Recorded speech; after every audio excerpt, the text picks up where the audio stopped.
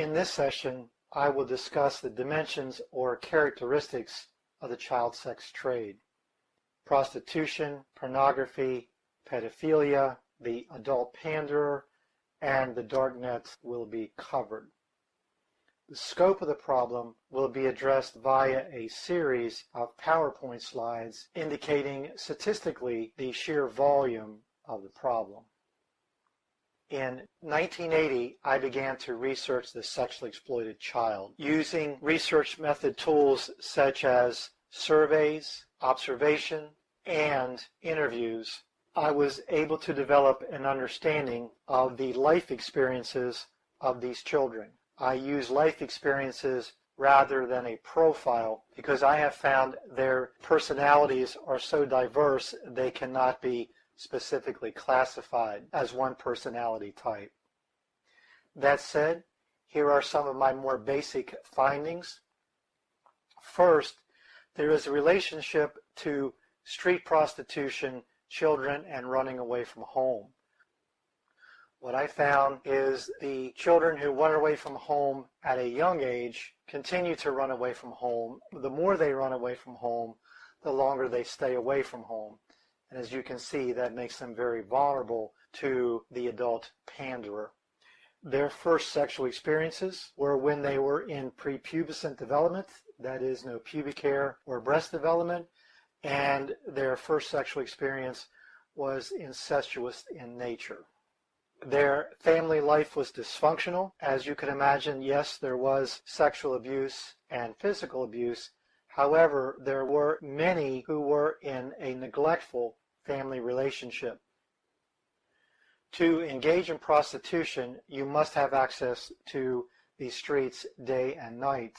This means for children that they are in families where there is no parental supervision.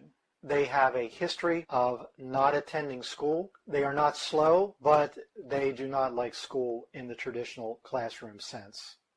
These children are exposed to drugs such as cocaine and amphetamines, which are part of the prostitution business, and use is continued as long as they are engaged in prostitution activities. In the 1980s and early 90s, I spent a considerable amount of time in major metropolitan areas on the East Coast observing the prostitution trade. It did not take a long period of time to learn where in cities the areas where prostitution was a common activity. Standing back and just watching, trying to blend in, I would see children.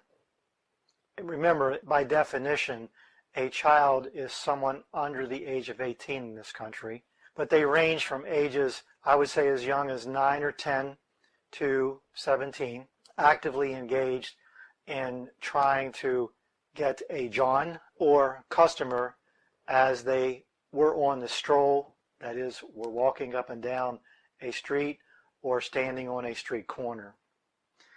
These activities are still occurring on America's streets. However, it has now moved to the internet. Beginning in the 1990s, I'm going to say 98, 99, I began to notice that the chat rooms were places where the activities would be set up rather than a discussion on the street or on the street corner. Thus, for our purposes, because I believe it is the most prevalent way that prostitution is being conducted, we will look at cyber crimes against children and how the pimps are using cell phones and internet chat rooms and even websites to advertise and conduct business. Those who buy, sell, and pimp children are also part of my research activities.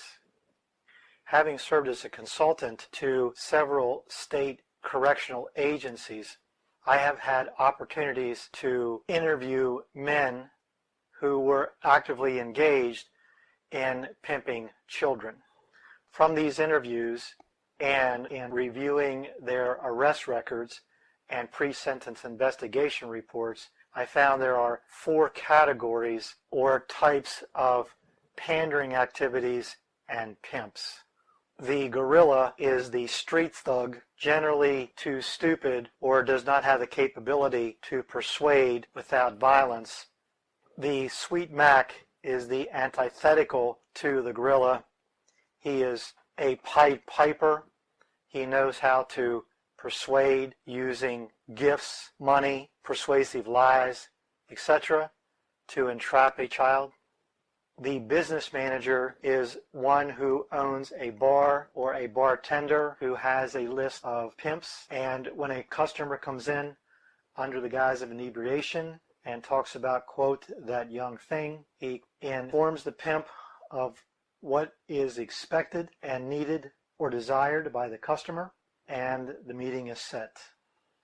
The pimp who wants to continue the business arrangement makes sure that he comes by the bar and pays a percentage of the profits to the bartender or the bar manager.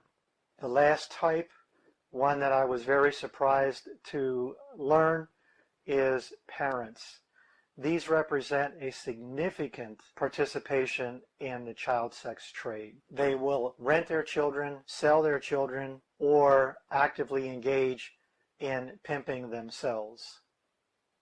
Now, in the 21st century, most of the business engagements and deals are made online and through the use of cell phones. This makes it even more difficult for law enforcement to be efficacious in the investigation, prosecution, trial, and sentencing. As you will see later in the session, the darknet adds an entirely new way of procuring children for sexual activities, and it is almost impossible for law enforcement to effectively stop this activity at this time.